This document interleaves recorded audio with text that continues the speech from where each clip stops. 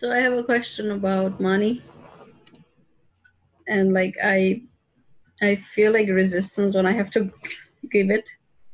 Like I have to pay this bill now, and like it just went like it doubled, and I just got really. I mean, I don't know if I was really mad, but I feel like I have this attachment to the world, with the money. So how do I practically go about like doing the teaching? So you've noticed that you have an attachment to money. You've heard the teaching that the root cause of the problem is the I am the body mind idea, that you consider yourself to be a human being that needs money. And life has presented you with an opportunity to let go of your attachment to money. Maybe in a way that if that situation hadn't arisen in this way, you would not be able to pay attention to your attachment to money. But because life has happened the way it's happened, it's given you the gift of being able to see this attachment in a very uncomfortable way.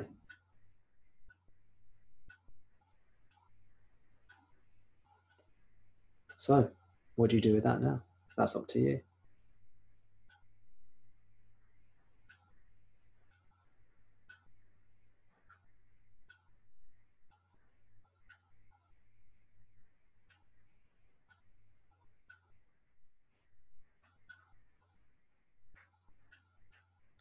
This body appears, it floats around for a while, what we call life, and then it disappears.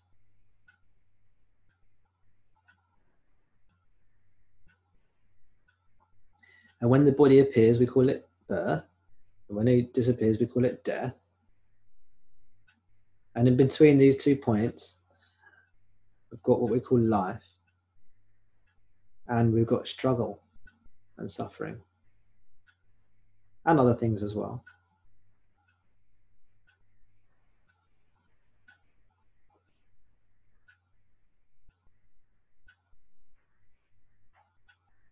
Can you see that as long as you believe that you're a body, that struggle and suffering is inevitable?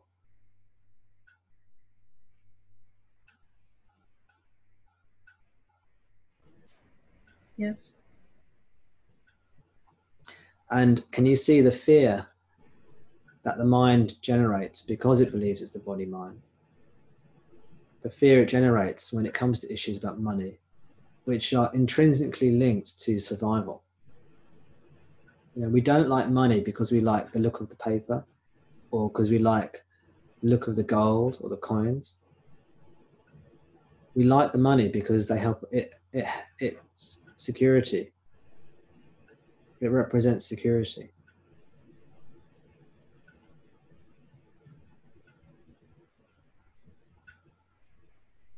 So it's natural for the body to seek the security it craves.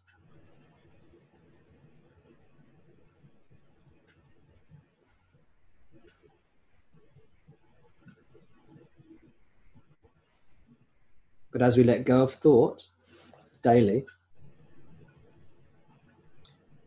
as we practice not listening to the mind, which says, I'm the body, mind. Remember how the mind is constantly saying, I'm the body, mind? It's constantly saying, I'm the body, mind. When it says, I resist giving money or paying my bills, what it's saying is, I'm the body, mind. And I, the body, mind, am resisting. And when we allow ourselves to become still and allow all these worrying thoughts to disappear and dissipate, we attack the functional aspect of ignorance, which is the grasping mind, which causes suffering. And then in that stillness and the silence, we use the question, who am I? To shatter the structural aspects of ignorance, which is the I am the body idea.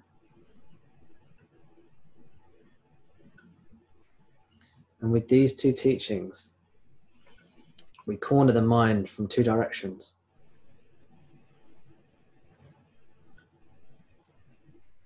And the mind is the distorting factor, because we see everything through this I am the body idea.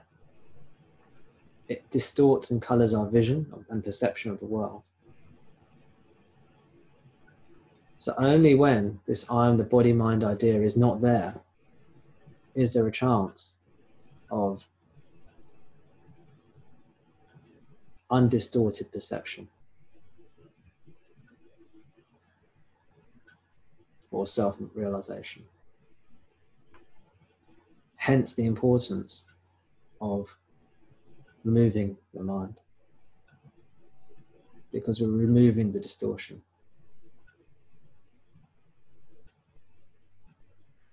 And this will give us courage and faith. And this early self-knowledge will give us this faith and courage and take away our fear. Not thinking about the teachings, that might help a bit. Then you've got to plunge into the thoughtless realm, the silent realm. So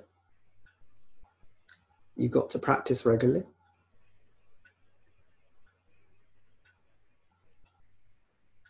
And if you can't practice, I'd recommend reading scriptures that point this out to you. You can look through the stuff I've written. I'd highly recommend Ramana's teachings. The little pamphlet he's written called Who Am I? Nanya in Tamil contains the essence of his teachings in a few pages. And I recommend you read it slowly and carefully, multiple times.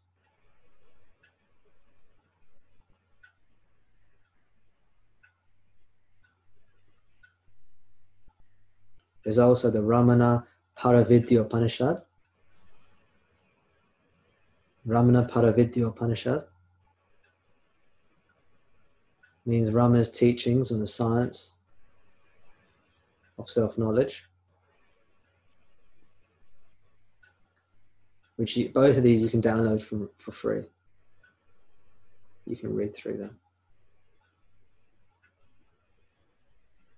And they will inspire your mind to practice.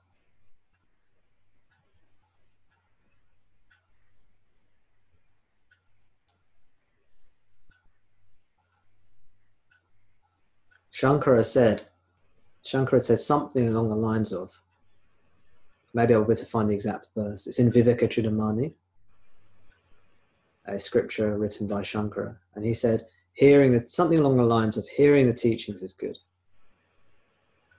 Thinking about the teachings is better. Meditation is better still. But best of all is the thoughtless state, samadhi.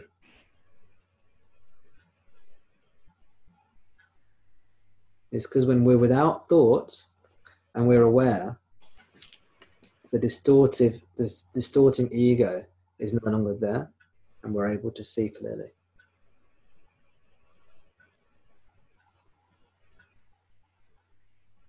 And Ramana, in his little short booklet, Who Am I? He writes, the point of spiritual teachings is to make the mind quiet.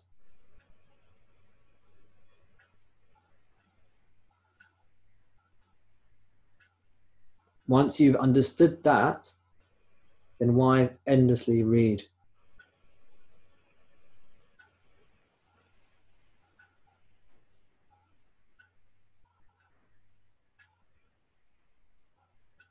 So practice silence and stillness and self-inquiry. And you'll find the mind doesn't let you do that lots of the time. Like most people, the mind will stop you doing that. It will keep you preoccupied and doing other things.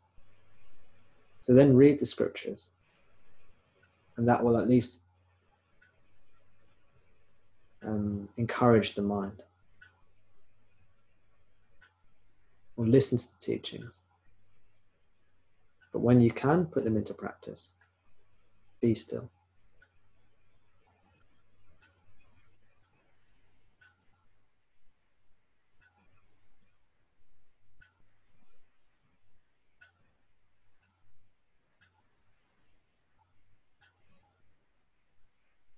As soon as you start to think I'm the body-mind, all your problems come back.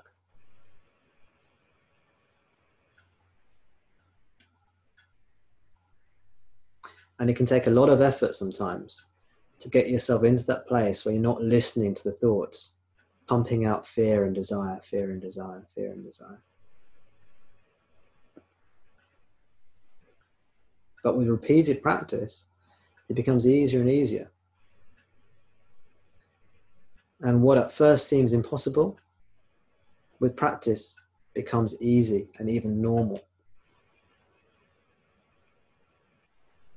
What at first seems impossible becomes easy with practice. But if you don't practice, if you just remained on the sidelines and just think about it and talk about it and discuss it and question it and never step onto the playing field of spiritual practice and be still, well, it'll always be difficult.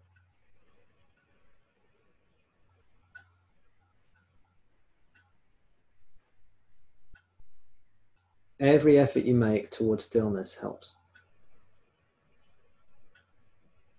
Every tiny effort you make will help.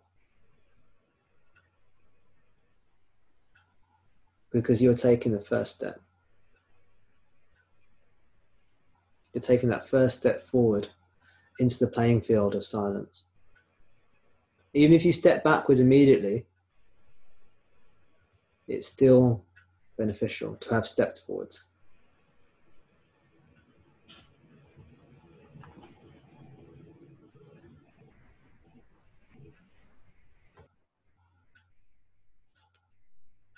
Thanks, Maria.